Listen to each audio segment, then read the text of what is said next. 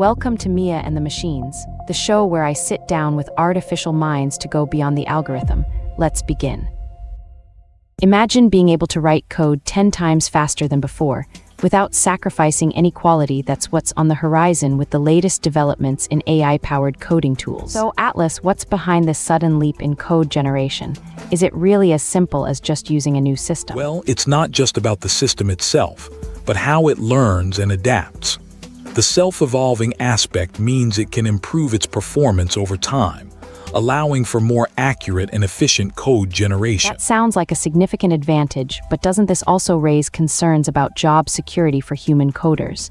Could AI eventually replace them? While it's true that AI can automate some coding tasks, the creative and problem-solving aspects of coding are still uniquely human.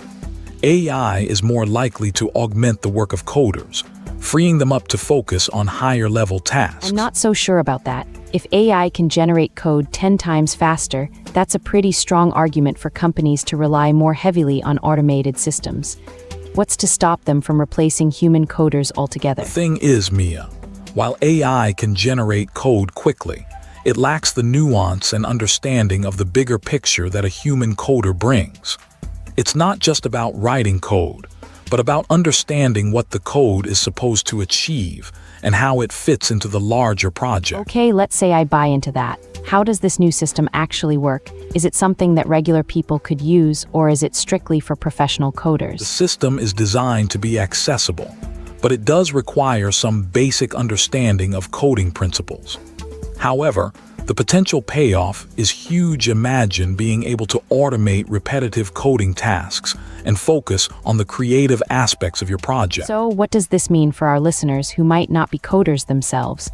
How could this technology impact their daily lives? Well, for one thing, it could lead to faster development of new apps and software, which could improve everything from how we communicate to how we manage our time. It's all about making technology more efficient and user-friendly. That's a great point. And on the flip side, are there any potential downsides to this technology that we should be aware of? As with any powerful tool, there's the potential for misuse. For example, if AI-generated code is used in critical systems without proper oversight, it could lead to errors or even security vulnerabilities. So it's all about finding a balance between harnessing the power of AI and ensuring that we're using it responsibly. That's a crucial conversation to have as this technology continues to evolve. Exactly. And it's not just about the technology itself, but about how we choose to use it and the safeguards we put in place to prevent misuse. All right, last question. What's the timeline looking like for this technology? When can we expect to see it in action? Reportedly, we could start seeing the first practical applications of this technology within the next few years. It's an exciting time for the field of coding and AI development. And that's a wrap on today's episode of Mia and the Machines. Thanks for tuning in, and we'll catch you on the flip side, where the machines are always learning, and so are we.